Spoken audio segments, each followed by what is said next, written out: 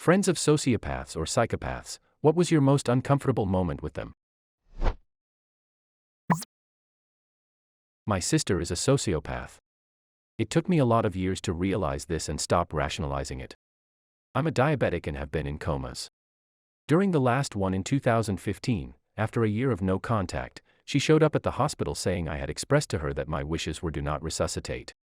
About 12 of my friends shouted her down and I woke up 3 days later on my own. If I had coded during that time, however, there would have been a lot of gray area around if they were allowed to revive me. About 4 months later, she took out a life insurance policy on me and asked me to sign it. I said no. LOL. I no longer speak to her. Oh man, this blew up. I should add that I now have very clear wishes notarized and copies kept with my doctors and trusted friends. She's not taking me out that easily. Thank you for being concerned. It's great advice for everyone in a medical situation to have just in case. Story 2. My ex would say headlines, which meant I would be headlines in tomorrow's newspaper because she was going to kill me. I mean, at least that's kind of quirky and fun. Story 3. This kid in my 8th grade class, he showed us a video of him lighting a cat on fire while it was alive. He thought it was funny. We reported the video to the school and he was apprehended the next day. I believe you can find a new story online about it. It happened in Maryland a few years ago. Story 4. I was making some brownies. My sister was visiting for some reason. Maybe it was Christmas. Anyway, I like my brownies gooey and hot, so I'm cutting into them a little earlier than I should. Sister flips the freak out and starts beating on me, grabbing heavier and more dangerous weapons from whatever she can reach. Pans, etc. Becomes a scuffle where she keeps screaming, "Stop hitting me," while all I'm doing is grabbing her wrists to avoid taking one to the head. Maybe it's not the most uncomfortable she's made me or the most evil thing she's done. And she's done worse to people we aren't related to. I know. But when people ask, "Why is your sister so crazy?" that's the memory that comes into my head. Her giant freak out over brownies that I was making. Story 5. We were cleaning our guns. This guy pointed the gun at me and asks me if I trusted him. Do you think the gun is unloaded? He asks me. I could be negligent or evil and I could have left a bullet in there. He pulls the trigger, laughs and carries on cleaning the gun like nothing. He thought it was funny. Edit. You need to tell the police. We were the police. I hope you don't associate with this person anymore. Nope. Second Amendment. Not American. Gun training. He knew it was against all regulations. That's why it was so funny, according to him. This guy still has a gun. Nope. This was 20 years ago. His gun privilege was revoked from him after an incident when he shot at a wall over a colleague's head.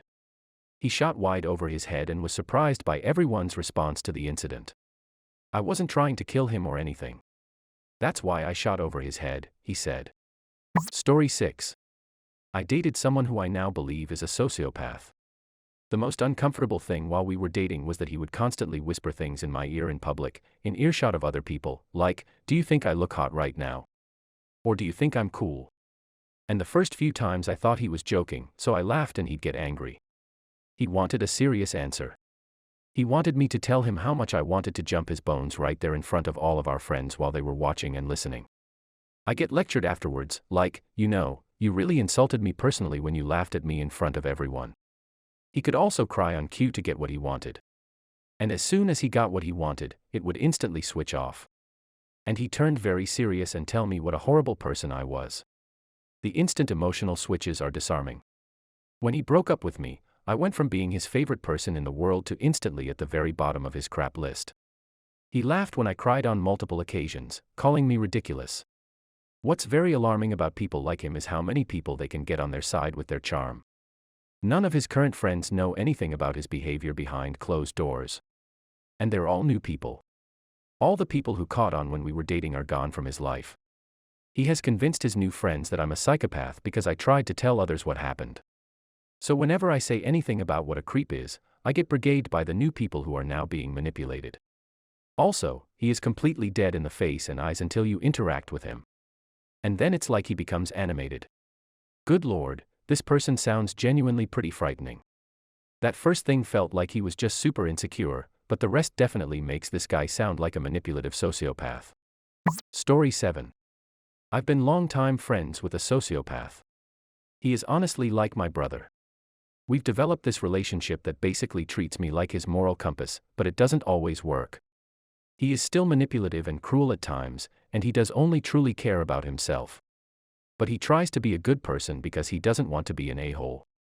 This being said, my most uncomfortable moment with him would have to be when he was telling me about watching some guy almost die. He was telling me how he knew he should have stopped watching and helped him, but he was too interested in what the outcome would be if he didn't help. It was creepy to know that as hard as he may try to be a decent person, sometimes he still can't help himself. Story 8.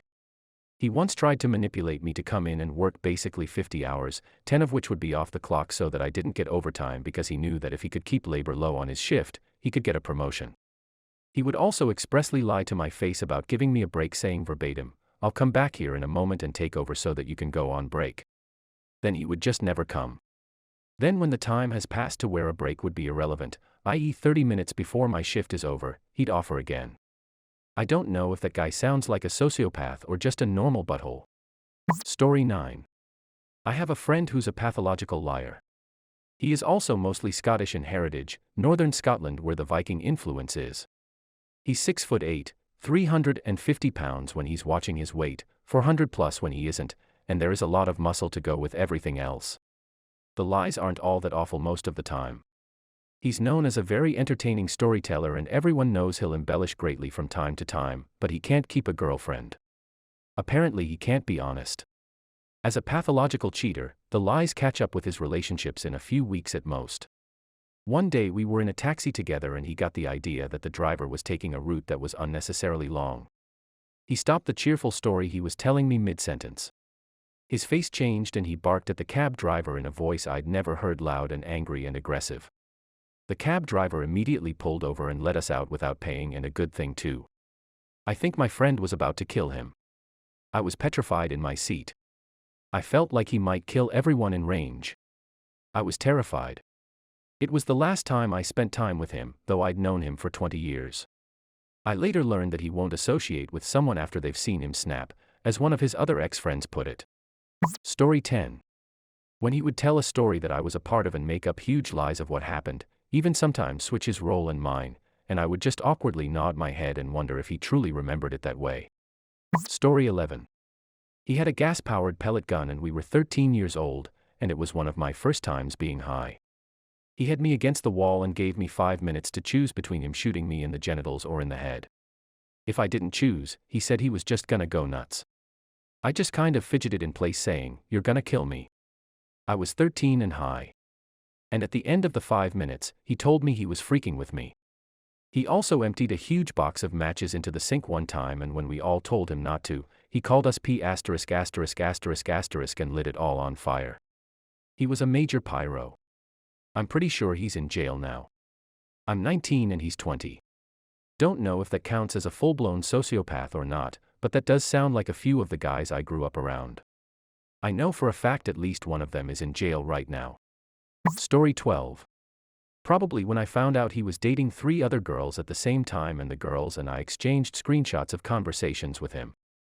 How creepily similar the way he spoke to us all.